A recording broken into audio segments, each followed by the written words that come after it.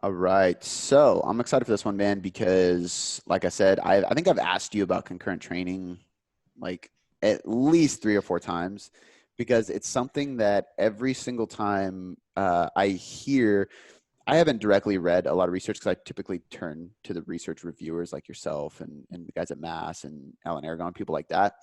And in Weightology, which you are a part of as well now, and from James Krieger. But a lot of times it's not that promising. It's kind of one of those things where I'm like, in my head, theoretically speaking, when I do like when I really think of oxidative and aerobic training, like energy system work, and then I think of building muscle or getting stronger, this will help this. And it doesn't make sense why concurrent's bad. And then you start digging into literature, and every single time they're like, some of them are like, it's a bad idea. Some of them are like, oh, it's kind of neutral, but I wouldn't suggest it. Like, it's not going to help. Yeah. Yet, like we talked about before this, there's all these CrossFit Games competitors who are just monsters. And I fail to understand why they look so jacked and they break all the rules of being a bodybuilder. And I think, I mean, there's an argument for like symmetry, like they wouldn't be good bodybuilders if we really look at it from that perspective. Hmm. They're definitely jacked. We can't get away from that. And genetics could play a role, like we said, drugs could play a role. But I'd love to touch on that as you go through this. But let's get the introduction of this first study and then kind of dive into your interpretation.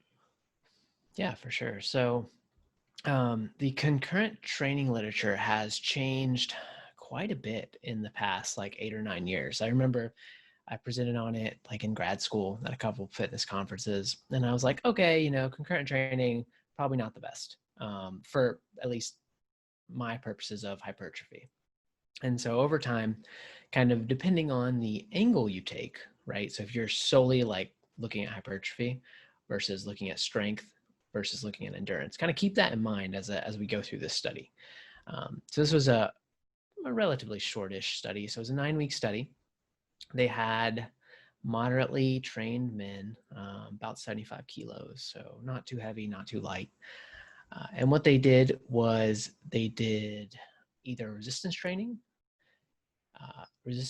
plus hit, so hit afterwards. And I'll tell you about the hit in 1 second. Or they did hit and then resistance training. And there was a 3.5 hour gap. Now, I have no idea why they use 3.5 hours. I'm still scratching my head. I'm like, okay, 3.5 hours maybe between practices or something. I usually recommend like 6 to 8 between sessions if they can. Yeah, so that's normal. Like you would go in, train, maybe do your resistance in the morning and your cardio in the evening. Like that's Yeah. fairly normal. But 3.5 hours, I'm just like, I don't understand.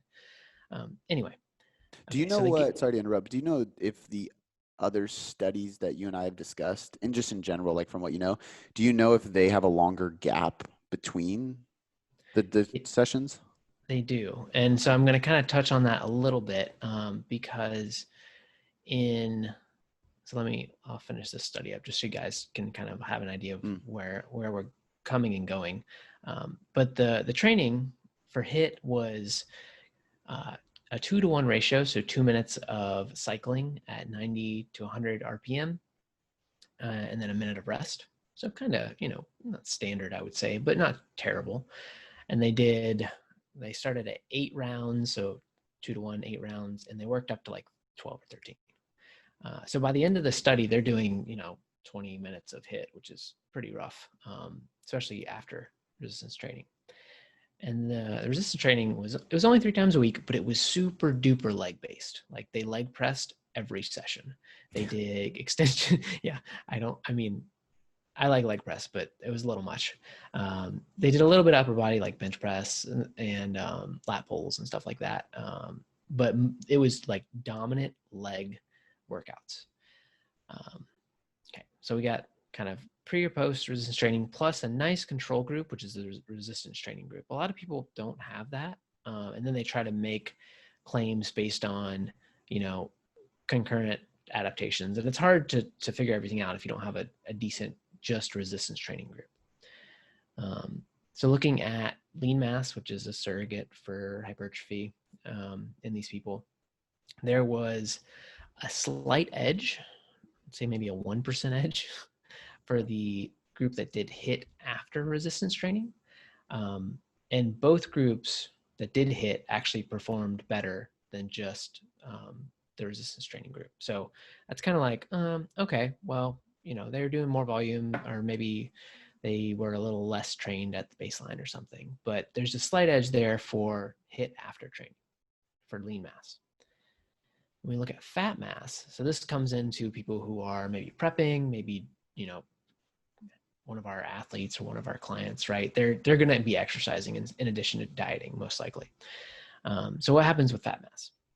Well, the HIIT after resistance training lost like 10% of their fat mass. The group that did HIIT before lost like 2 or 3%, and the resistance training group kind of didn't change, basically.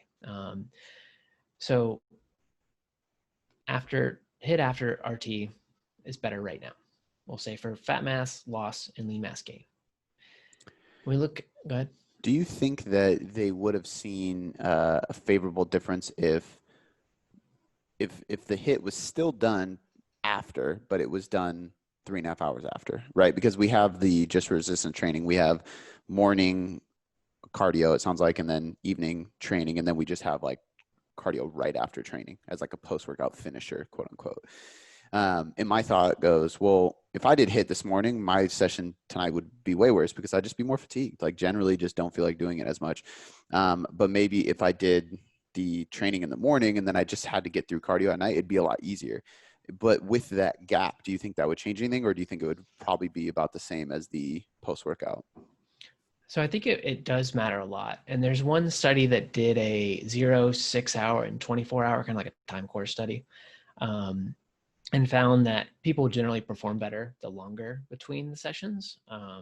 And so that's kind of my recommendation, is like get as long as you can between the sessions, but at least do like morning and evening, kind of to jump right to recommendations. But if you think about all the food you're eating, right, in between there, just the recovery of like a normal day, and the fact that it's not, mentally for me at least, it's not terribly hard to be like, all right, I got to nail this cardio and then I'm done for the day, versus I have to really work myself up for a resistance training like session at night, especially if it's hard, if it's like legs or something.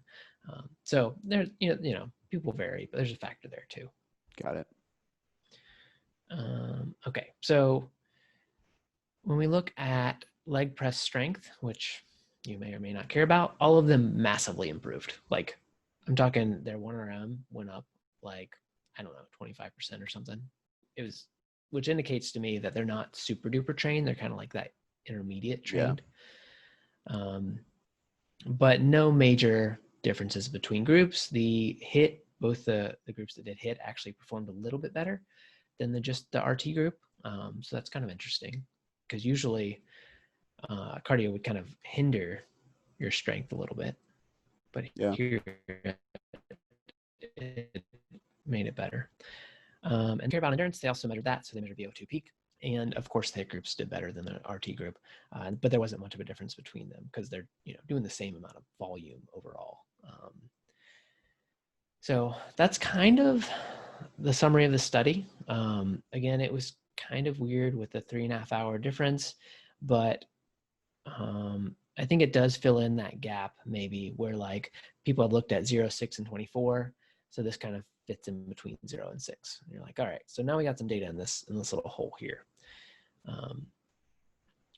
But I think in the grand scheme of things, this kind of fits with the literature. There are 2 meta-analyses that came out, I think in 2018, that basically said, if you want to do endurance training first, you'll probably perform better in endurance training. So specificity of, as we've talked about. And then if you really want to focus on hypertrophy and strength, you should probably do resistance training first and kind of push away your cardio or do as minimal as possible. So I don't know if you had anything you wanted to add to that. Yeah, I got a few just follow-up questions. One, you noted separate modes targeting the same muscles as much as possible. And in here, are you saying, I had a leg session this morning, I should probably do the rower tonight? Because even though your legs are used in the rower, it's predominantly upper body pulling. Or if it's an upper body day, I should probably use the assault bike or the sled. Yeah. So I think the kind of fatigue in the muscle matters a lot. So I would actually take that and run with it and say, if you've got a rower, do that on lower body days and vice versa. Just because you're not going to have to worry about any interference effect or, any adaptations you're pushing for one direction, kind of countering the other ones. Right. And for people listening that would question, well, I do my cardio at night and I lift in the morning. Isn't that the same thing if you look at the hours between? It may be, but typically the type of cardio you would want to be doing for this style of hit or really any is going to be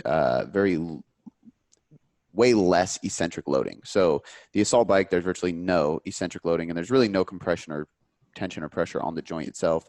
The rower is the same way, sled the same way. It's all concentric, which is going to be less muscle damage, less soreness, probably less joint fatigue as well. So even if you do the rower tonight for your cardio and you have upper body tomorrow, you're probably not going to be hurting from that rower very much compared to doing legs in the morning and then knowing you still have to do the assault bike at night. Like that's not going to be fun. Yeah, for sure. Okay. And you suggest people, obviously, you even mentioned like doing hit if possible. Now, where do we draw the line between, because there's like three categories here. There's the, I want to improve my performance. So maybe hit's best. I want to lose fat loss, which maybe hit's best sometimes because we know that list is kind of easier to track. And as you diet, you get more fatigue. That hit becomes less effective and more fatiguing. And then the third is like performance. Like, and if we really look at like ultimate performance, it's going to be all around. You're probably going to want to do some low, moderate, and higher intensity aerobic sessions. But you mentioned using hit if possible. Why was that your recommendation? And do you think that if doing hit, you're probably going to get all those adaptations, cardiovascular speaking, as well? Or do you think there's merit in doing multiple modalities? Yeah, so this definitely depends on what your ultimate goal is, right? So like you mentioned, hit is hard to recover from, especially running. Like sprints, they're just straight up hard to recover from. Most people don't even sprint like in general. If you ever take a client, just make them sprint, they're like, what is this? Yeah. So, I really like doing hit on the bike or the rower or something. But if you're focused on kind of long-term weight loss and you have a lot of weight to lose and you really just want to keep your muscle as much as you can to look good, hit's probably going to be good to a point until you can't recover. And then you'll probably have to switch to kind of list or miss or something. Now, if you're an athlete, right, you definitely want to do hit, but you have to include some other aerobic endurance. Otherwise, you'll be running for like a mile and be dead, right? Yeah. So that's where that comes in a little bit more. And then, I think there are varying shades of that, right? Whatever direction you want to do. If you're a strength athlete, you probably want to just stay away from cardio. Like powerlifters, they just stay away from it. Now, would you, because the only argument I would give to that or even just ask you on is like, aerobic adaptations typically lead to better oxygen consumption and better recovery. So do you think there's any, so in my mind, I go, well, technically even a lifter or more so a bodybuilder, because you're going to be doing higher volumes and you're going to need to monitor rest periods better. Whereas like powerlifting, you're just coming in benching, like who gives a shit how long you rest, but, and you're only doing a few reps. You don't really need to be very conditioned to do a few reps, but in a bodybuilder standpoint, do you think there is value in that because it may help improve, just how fast you recover between reps, between sets, between sessions? So if you look at, so this is kind of like one of those debatable things in the science, but if you think about the adaptations that occur with resistance training, like angiogenesis, fiber type switches, oxygen delivery, kind of clearance of all kind of debris and superoxide and stuff like that, you get most of those adaptations just from training. So I don't think that you need, especially for bodybuilding, to do anything more than physical activity. That can be walking or moderate walking if you want. But I don't think there's a good physiological reason unless you're just gassed. Like if you go into your workouts and you're just gassed, then yeah, you probably need to pick it up a little bit. But you get most of the good adaptations that you want just from resistance training. Got it. Okay. And if, so I guess it kind of comes down to like, if somebody's goal is just fat loss, it's kind of like one of those things like we use cardio if we think you'd adhere better to that than pulling your calories. Otherwise, there's really no use of it, right? I mean, there's burning calories, so obviously, but that's even why like NEAT is really important because like, okay, I could say 30 minutes of walking, or I can just up your step count, and you're gonna have to get the walks in at some point, and they're gonna add up to an accumulation of the same exact caloric expenditure. But if somebody has performance as their main goal, or even like myself, I mean, my main goal is definitely to look jacked, Mhm. but I really enjoy being like an athlete, quote unquote. And I feel Yeah. more like an athlete when I do all these things. Like when I just bodybuild, I don't feel as athletic, even if I look better. So for me, like the way I've always kind of structured that, and I want to get your opinion on it, is if I'm like for right now, for example, I'm lifting 4 days a week. My hit cardio sessions or like higher intensity conditioning is always at the end of a lifting day, which is obviously backed by this study. And then my days in between are more aerobic based. So one day I'm doing like just 30 minutes nonstop. One day it's kind of like a circuit. So I go for it accumulates over time, like how much duration I'm doing. But 5 minutes on the rower, take a 2 minute break. 5 minutes on the runner, 2 minute break. 5 minutes on the sled nonstop, 2 minute break. 5 minutes on the assault bike, 2 minute breaks. It's only 20 minutes total, but it's still at a moderately like sustainable pace, you know.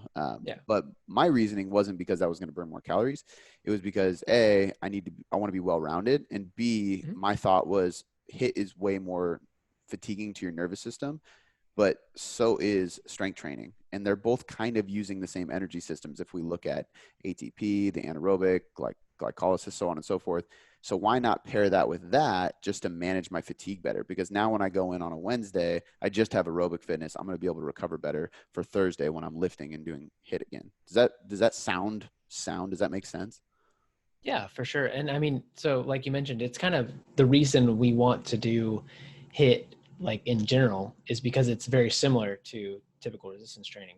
Now, what your aerobic like activity, because it's not like long distance running, it's not like super hard, I would say. You know, you have rest built in, you're kind of doing a little bit of everything.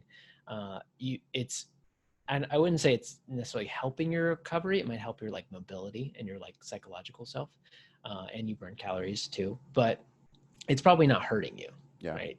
And there's not any studies that have done kind of both, right? So if you did exactly what you said, like that would be a cool study to say, all right, well, I just like working out, right? I like being fit. I like being able to, play with my kids and do lateral movements and do all kinds of stuff. Like I just want to do it all. So there's not any great studies that have done that aspect, which could be interesting for the future. Yeah. I'm putting this out into the universe now. At some point, Tailored Coaching Method will fund a cool study to do with you, because I feel like I have to. That's like a bucket list thing for me. You know, like originally I actually had like a legit bucket list thing of like things I wanted to do, and one of them was be in a study, and like I wanted to be like a study participant. But now that I'm a dad, I'm married, I have business, I'm like, I don't know if I want to be in a study anymore. I think I would much rather just fund it and observe than Yeah. than actually be in the study. Um, but okay, I think that's I mean that's a pretty well-rounded thing. I mean, at the end of the day, like I think the biggest take home for people who want to lose fat is doing whatever is going to manage fatigue best, but hit afterwards is probably going to maintain muscle better than spreading them out or doing hit in the morning because performance will drop in the afternoon. Is that a fair assumption? Yeah, yeah. I think that's pretty straightforward. And I don't know how many endurance athletes we have, but for them it would be the opposite, right? So like you would want to focus on your endurance more. Yeah. So basically, whatever's your priority, like that's what Yeah, you're doing more of. yeah. And we have a lot of people that like endurance way more than strength training. However, Mhm. they think that strength training is going to help them, which I agree with, for their aesthetic goals. Because they come and they're like, okay, well, I'm in a place where I really want to look better, but I love running 6 miles a day, and it's like, okay, well, we might have to cut some of that out. But the $1 million question to wrap this up is why are CrossFitters so jacked? Give us your explanation.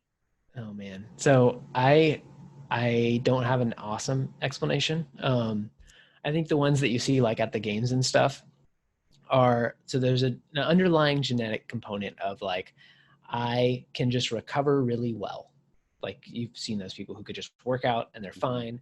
And even with age, they like their recovery doesn't drop off. So they're able to do just more of everything. They, you know, a lot of those people, that's their job, or that's what they do in their spare time. Like that's their life, right? So that's their hobby. So you can kind of optimize everything around it. And there's always the drug side, but they're also very lean. And when you're lean, you look jacked most of the time. So having extra body fat in a CrossFit competition where you're doing body weight movements, right? You want to be lean. So I think it's a couple of those components kind of combined, because like if, as you were saying before, when you cut and you look jacked, like you have the same amount of muscle, it just shows more. Yeah. Yeah. So That's very true. And I think that, you know, like obviously they're burning so many calories, so that's going to help them be lean. But if you even look back at like some of the top CrossFitters, like I encourage people who always ask this question, look back at them 5 to 10 years ago when they first started CrossFit. They were not that jacked at all. So part of it is like, hey, like they've just like it's the adaptation process of years of doing that much training while having the genetics to be able to recover from it. And most of those people aren't in a deficit either. So they weren't super lean to start because they didn't diet down. It's just after years they got super lean, and now that's their set point because their body had to adapt to be able to do what they do. And they're kind of the people that could hang.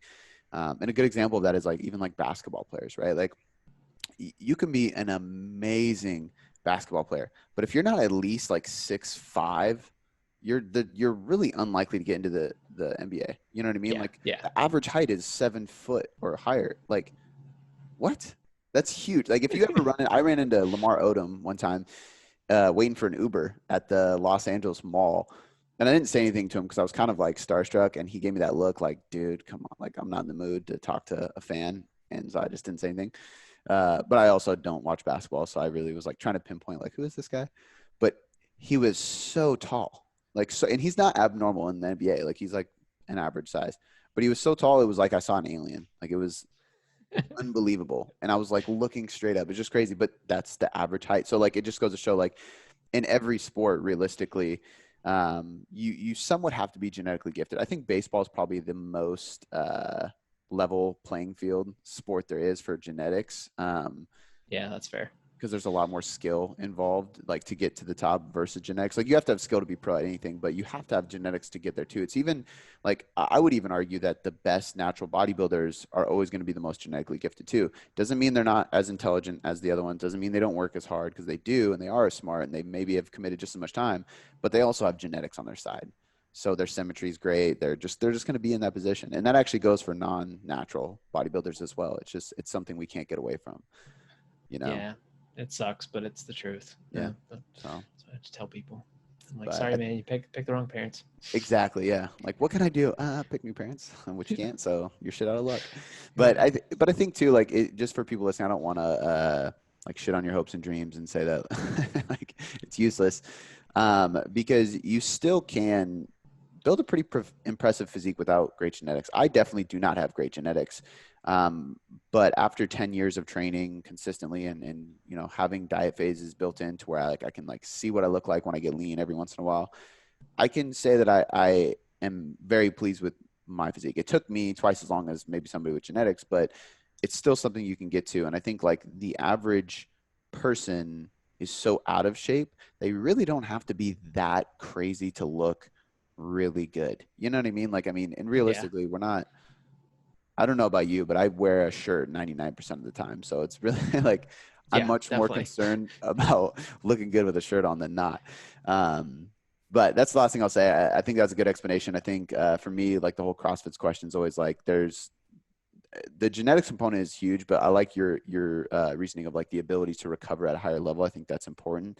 I always tell people like realistically, there's a ton of volume on both cardio and training, so they're gonna build muscle and they're gonna burn fat. And it's not necessarily recomp because it might not be happening simultaneously, but after 10 years of doing it, it's kind of like a massive recomp.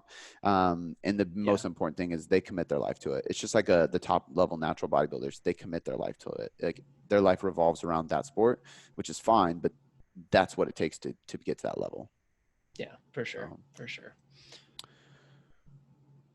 let's kick it to metabolic Study. adaptation. This is going to be a popular one. Yeah. So actually, this might be one of my favorite research roundups we ever do because I love concurrent training. But over the past, I don't know, month, maybe 2 months, I've really been digging into metabolic adaptation. And I think my mind has changed a little bit, which is Oh, always fun. So to kind of just, this is a very, very simple study. So I'll just cover it first, then we can kind of talk about everything else. But what these researchers did, and I actually know all of them personally, they're really good people. A little bit of bias, but that's okay. Everybody has one. But what they did was they reanalyzed some old data. And this was a study from 2 clinical trials done back in the early 2000s. So you're talking like 15 years ago. And they had cool names. So they're called Romeo and Juliet. Researchers love to name their trials. It's just something that you do. got to make something fun about it. Yeah. So in Romeo, it was just a straight diet, like weight loss study.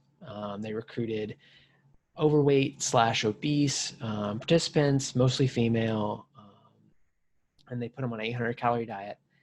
And they said, we want you to get normal BMI, however long that takes. Get your BMI to normal so you can be healthy, right? So public health standards, right?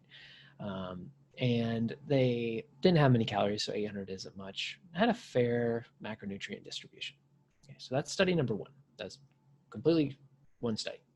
The next study, so Juliet, had 3 components. They had a resistance training arm that trained 3 times a week, a endurance arm that did aerobic training 3 times a week, and then they had a diet arm. So the same thing as Romeo. So same diet. So those are the 2 underlying studies. And what the researchers in the current study did was they kind of combined their data and they looked at right after weight loss, what happened to their body comp and their metabolic rate. Okay, well, as you can imagine, they lost weight. And they actually maintained most of their fat-free mass, which is very, very rare. So I don't know if that's a component of, having that one arm of the basically 4 that was doing resistance training, kind of pulling everything up, or if these people were just kind of special. Because the average, it could also be like an average weight loss time because they dieted over basically half a year. So very long, like 6-month diets, basically. Okay. So they lost some fat mass, a bunch of fat mass, didn't really lose much fat-free mass. And then they measured metabolic rate. So they did it at baseline, after weight loss, and 4 weeks after weight loss. So they're like at maintenance for 4 weeks, which is a long time to be at maintenance. They did a 1-year follow-up and a 2-year follow-up. And basically what they found was right after weight loss, or 4 weeks after, their resting metabolic rate was about 50 calories lower than it should be based on formulas. But by a year, it was like 20 calories less than it should be. And by 2 years, it's kind of like 20 calories or so less than it should be. So that's the take home of the study was, hey, metabolic adaptation exists up to 4 weeks after weight loss, but not statistically speaking at 1 year or 2 years. That's a very, very small amount after 1 or 2 years. Yeah, it is. And I And think, were they lighter? I mean, they weighed less, right? well, Or did they gain the weight back? they gain their weight back. Okay. That's the interesting thing about all of these weight loss studies and the follow-ups is, like, if you look at the follow-ups, 80% of the people will gain almost all the weight back. And then so you're like, okay, well, their metabolic rate's higher, so they must not be metabolically adaptive. Well, it's like, well, they actually just weigh the same they did at baseline. So, well, which is actually kind of good because then it shows you like actual data of metabolic adaptation. Because if they were 30 pounds lighter, of course there would be a metabolic adaptation because you're just less. You don't need as much calories to survive and move. So that actually kind of controls it really well. But I think it's also important for people to take note on that because there's so many times studies come out and they give you some information and people glorify them and you're like, this is the best route for fat loss because of this. Well, let's follow up with them and see if they gain weight or not, because I don't know I can't remember what the statistics are, but I think it is like 80% or something gain all the way back, and then like a third of that 80% actually gains more than what they originally started at or something, which is nuts. It's insane. But Yeah. it's good for people to know, like, you have to consider the long-term sustainable route, because it's the only way you're going to maintain it off, you know? Hmm. And I was talking with our coaches for the Con Ed like last week or so, and I asked them what's an indirect benefit for just dieting for like 6 months. Like if you're just like with us getting coached for 6 months, what's like something indirect other than weight loss? And it's like, well, your behaviors are going to change, right? Your food choices are going to change. Like those habits are going to be ingrained. So sometimes, dieting for a long time may suck, but if you're changing those underlying habits, it's probably for the best. Yeah. I hate saying this because it sounds so like hardcore, but it's very true. Like, embrace the suck, because if you can do Yeah. that, that's where you really do. You build grit, you build self-discipline, you build character, you build work ethic. And all the reasons why people struggle to maintain weight loss are because they don't have those things that you will gain when you go through like a really, I don't even say like a really long diet, but just like a good length diet, period. Mhm. And I get that question all the time when I'm talking to people who are going to come on board with us. And they're like, well, I know you have a 3 month commitment, but like, what do you recommend? And I'm like, usually it's somewhere between 6 to 9 months for everybody, Mhm. because at the end of the day, like, that allows us to most likely get you to where you want to be, because that's enough time to lose the weight you want to lose. It's enough time for us to prepare you to lose that weight. So before we dive into the diet, we can have some time with you. And then it's enough time to help you recover and learn from that diet so you can sustain it. Um, but a lot of people don't want to commit 6 to 9 months. And I wrote this post one time, and it talks about the average human lifespan is 79 years. So if you spend 9 months dieting, it's actually literally less than 1% of your life, Nice. or it's exactly 1% or something like that, which is like, just spend 1% of your lifetime learning how to diet properly. Yeah. That's not that big of an ask, you know? Especially versus like 3 crash diets and skinny wraps and all this other stuff. Exactly. Um, yeah. Waste of money. Um, Uh, was there anything else that you wanted to point out on this study about, besides that metabolic adaptation might not be as serious as people make it seem? Yeah. So I do want to kind of bring up there's two sides to this debate, and the researchers are like they both have really good points, but these researchers specifically always look at resting metabolic rate. And as I'm sure you've talked about in other podcasts, and we have, that's only 60 to 70% of your total daily energy expenditure. And a smaller component, but a probably more important component, is NEAT, which seems to drop off like a rock. Like most studies that measure all components of energy expenditure, like they see 150 to 150 calories in just resting metabolic rate while you're dieting. Some are a little more extreme, and it seems like the more weight you lose, the more extreme it gets. So if you look at some of the like, did you ever watch The Biggest Loser? Hmm. I like to bring this up. Yeah. So if you look at some of those studies where they're losing like 50 to 100 pounds, they have massive metabolic adaptation, like 200 to 400 calories or something. Yeah. But anyway, so we need to keep in mind when we're looking at metabolic adaptation studies what they measured, because this study, it's like, oh, 50 calories a day, it would take me 4 years to put on 20 pounds or something, which is a long time. But if they counted, let's say, 300 calories a day in NEAT drop, because again, these people in these studies are overweight or obese, not exercised, probably haven't really exercised in their lives, they get tired, Hmm. right? You put somebody on an 800 calorie diet or a 1200 or 60, even 1600 calorie diet, like fatigue just sets in and they just stop moving, especially after 3 months or so. Yeah. Um, so I think that's when people talk about metabolic adaptation, there are lots of components to keep in mind. And even the researchers they'll talk past each other. It's this really weird thing. So I'm like, you guys are both saying like the same ish thing. You're just saying it differently. And they're Yeah. like, no, we're saying it differently. I'm like, okay, guys. Uh, Um, so yeah. a few things to point out on that. First one, I don't know if you knew this, but I was almost on The Biggest Loser, this last one that just aired, that Steve Cook was the coach. Oh, snap. I was in the interviewee process with a Wow. few other people. I know Brian DaCosta was on there. Obviously Steve Cook won, and I can't be surprised. but Yeah. um, but yeah, I got a couple interviews and stuff like that to try to go for it. Because they were doing like more of a holistic approach this year, and which I thought was cool. So I was like, yeah, I'd be down. Um, Another thing to think about is like you mentioned, like, oh, it'd take me 20 years or 5 years or whatever it was to gain that weight. Mhm. For a lot of people listening, like you got to remember, like as much as Brandon kind of brushed over that and was like, that is ridiculous. It would take you a long time to get that. But there's a lot of people who graduate college and they're like, all right, I'm going to, get to work. Their NEAT goes down because they go from being at college, walking to class, going to parties, having fun, shooting hoops, having a structured eating time because they have classes, to Mhm. working, grazing, not moving as much, and they're eating a little bit more. So maybe it's 100 calories more than they're used to. Not a lot. You're not going to gain weight right away. But if Yeah. you go right into the workplace and you spend from age 20 till 26 doing that, you're going to wake up one day and be like, what the fuck happened? Yeah. That's exactly what happened.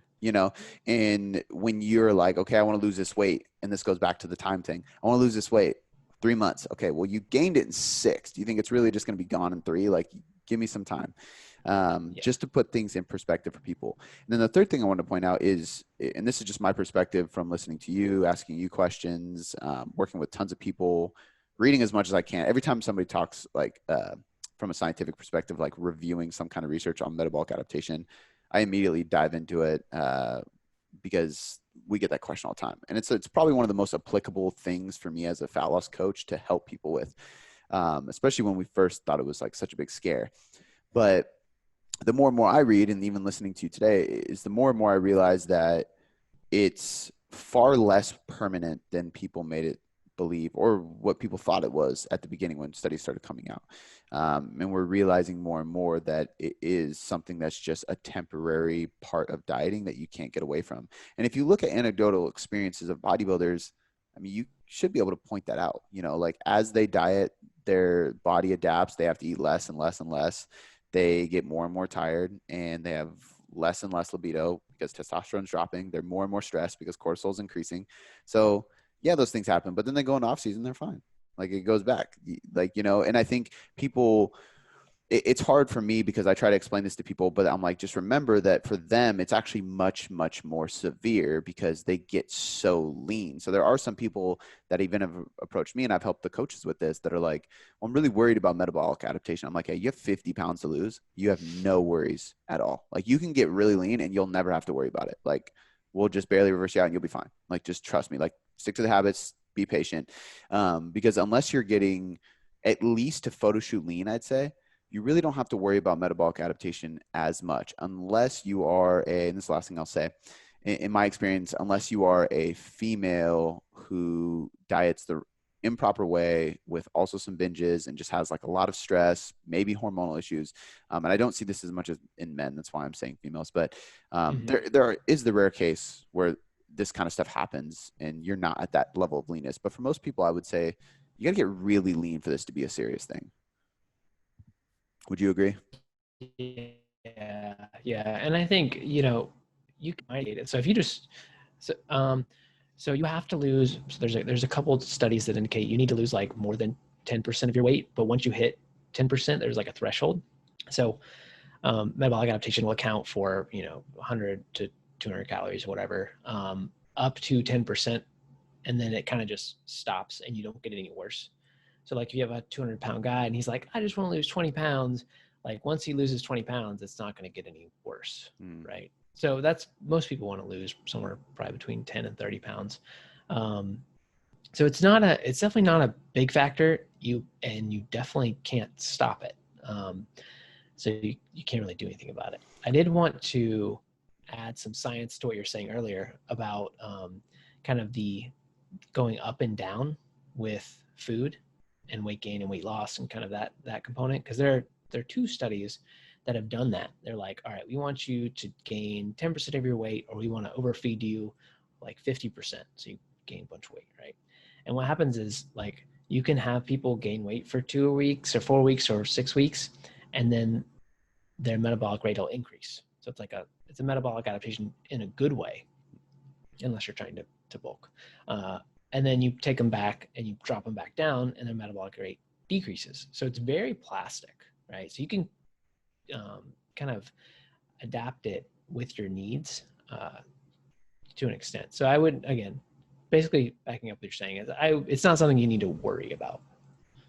Do you think that gives value to diet breaks from a metabolic standpoint if the diet breaks are done in a standpoint of, I think, longer durations on both ends, meaning like you got to be in deficit for a little bit longer than a week, you know, like be in there for a few weeks, 4 weeks, 5 weeks, and then spend 2 weeks at a diet break versus 2 days? Yeah. So I've been looking through, I like just finished up a bunch of infographics on diet breaks and refeeds. So good timing. But people have tried everything from like 1 on, 1 off to 5 weeks of a diet, 5 weeks off. And the only thing that's really worked is so the Matador study, which did 2 weeks on, 2 weeks off, and they kind of attenuated or prevented some of the metabolic adaptation, but it wasn't like a whole lot. So I think what diet breaks allow you to do, and this is probably where my opinion has changed, is kind of revert back to normal, more baseline. So you feel better, you move more, you get rid of some of that metabolic adaptation, because I said it's transient. So all the metabolic adaptation you had while you're dieting basically goes away. Now it'll come back when you diet again, but you can kind of push it off for a little bit. So that's where I think diet breaks come in. And yeah, like 2 weeks seems to be good. I think 3 weeks is probably the sweet spot, but nobody's done that study yet. But also 3 weeks of dieting or 5 weeks of dieting and then 3 weeks off is you're just extending your diet like so far. Yeah. I typically, I find that I use 3 to 4 weeks on, 1 to 2 weeks off more than anything else. I think 2 and 2 is just too long for people. Same thing. It's like a 16-week diet goes to 32 weeks, but I think that 3 weeks on, 1 week off, or 3 weeks on, 2 weeks off is really great. And I always look at it like this too. Obviously there's a big psychological factor, but I always tell people, like, imagine if you had to work 7 days a week and then every third month I'd give you all those weekends back. So you'd get like 14 days in a row or something, right?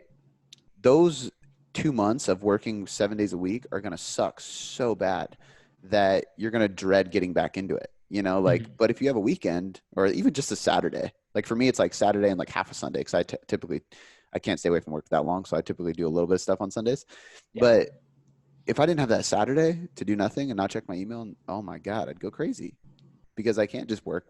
So it's very much in the same line, and that's very psychological. Obviously there's physiological things that happen because the psychological stress over time accumulated. But no, I think that's a good way to look at it. And I'm still in favor. I think there's some people coming out now saying that diet breaks are useless, but I'm still a fan and in favor of them from a practical standpoint. They just work. They work with my clients so well. Yeah. And I think I am way more in favor of diet breaks than refeeds for people who aren't like physique athletes. Yeah, me too. Like refeeds they just don't seem to do anything great for normal people. I've even noticed that they encourage hunger the next day, because like you have a refeed, like you're hungry the next day. So sometimes it like screws up a few days of dieting because of a refeed. But with a physique athlete, they usually have the self-discipline to not cave into those cravings the next day. And the purpose is you get a nasty pump after a refeed day when you're on a diet. And back in the day, I remember having, like, it was basically like my refeed days. Like, this is literal instructions from my coach. They had to be pancakes. Like, it had to be pancakes, which I wasn't mad about, but pancakes with, I can't believe it's not butter spray and sugar-free syrup. And it was like, I looked forward to that day. And then the workout, like I'd plan the perfect workout to fall right after a diet or a refeed. I used to love that. Just honestly, like I almost miss thinking they were so much more important than they are, because it was just such a cool experience thinking that they were doing this magical thing, Man, yeah. I feel that way about like pre-workout sometimes. I'm like, I'll get a pre-workout just because I want to like feel excited again, right? I don't need it, but and then I get in the gym, I'm like, man, I know this isn't doing anything. This is stupid. but whatever. That's actually why a shameless plug for Legion, but that's actually why I like their non-stimulant pre-workout because Oh, it nice. has citrulline. I want to say it has, I know it has beta alanine, but I want to say it has, what is it? Betaine in it. It Hmm. has some other stuff in there. And so the stuff that I'm like, oh, citrulline, like there's some good evidence to prove that that'll be helpful. I'm not going to feel it instantly and, you know, Yeah. but then I'm also not jacked up on caffeine. So it's kind of nice, like, because I drink enough rock stars throughout the day. So it's like, let me just have that. Yeah. But the last thing I want to say about the diet breaks too, while it's on my mind, is that I think that, uh, and it's more of a question, I guess, but when you take a diet break, so metabolic adaptation, I kind of look at it like this umbrella, right? Metabolic adaptation is this thing, but then there's muscle loss, there's NEAT, there's your RMR and BMR, there's all these different little things, right? Thermic effect of food, like all these things kind of fall underneath it. Hormonal regulation, they kind of just start to slowly downregulate, and that's like this overarching theme of metabolic adaptation. Well, part of that is muscle loss, right? So Hmm. with a diet break, you're potentially losing less muscle, retaining more lean mass throughout a long-term diet because you have more time spent out of the diet. You have better training sessions, better recovery, more nutrition for the muscle to grow or rebuild. Would you say that that could in itself be one of the reasons why it could potentially attenuate metabolic adaptation, is just from that standpoint, or even why they're just useful, I guess? Yeah, for sure. Like if you, uh, fat-free mass or muscle mass is basically like 70% of RMR. So if you can get a little bit or just not lose some, like it'll add up over time for sure, especially like the next time you diet, right? If you think about competitors or even just like normal people who yo-yo diet, like if you lost 5% of your lean mass every time you dieted, like each time you would just be gaining more fat to get back to normal. And so you would have to try harder. So anything that can work like against that and help you keep muscles is good, Yeah. really good. Well, and that's just another a good way of suggesting, like, we usually run this with women more than men, obviously, but why you should be strength training more. Yeah. Like at least 3 days a week, I think you should be lifting weights because, I have some clients that like legit do like, we call them lean gaining phases, but basically like a bulk. Like you're not in a deficit, Yeah. you're just above maintenance, and you're literally just trying to build muscle for 6 months. You're lifting 5 days a week. Then we'll do a cut, and I'll have other women be like, I want to achieve that. I want to look like that. And then I'm like, okay, like I want to tell you what they did. They tried really hard to build muscle for a long time, and then they dieted. And people Yeah. fail to understand that, even because unless you're taking some kind of performance enhancement drug, you are not going to grow that quick, especially as a female. It's just not going to happen. So if this can help the diet phase, like just do it for that standpoint. Like just do it because it's going to help you get leaner and not end up skinny fat. Because a lot of times that happens too, where it's like, I lost this weight. That actually happened to me. I lost the weight at the beginning when I first got into this like 11 years ago. I lost a bunch of weight just doing cardio and dieting. And I was like, why do I look pathetic? Like I thought I was going to look jacked. Yeah. Like what's going on here? And I had to like study strength training. I changed my degree and then I was like, muscle. That's something different. Let me build that. But Yeah. it's a good thing for people to hear, especially from a scientist like yourself, because then it's a little bit more legit. Yeah, for sure. And you know, we cover, the podcast, we cover a lot of different stuff, but all of the studies and stuff are like hyperlinked in the research roundup. So like if you really wanted to dig into either of these topics, you could go in and just like click and read, right? Because there are a lot of nuances that, we would be here for like hours to talk about. So I guess, just want to remind people that, check out the research roundup as you're listening or before or after. I was trying to like look to see how many links you put in this one, but there's no way to tally it that I'm aware of. But there's a lot of links in here. Like I'm scrolling through Yeah. it. There's quite a bit. Probably not great for our SEO, but whatever. Yeah. Do it for the science. SEO is weird, man. There's like a fine balance for links. Like Okay.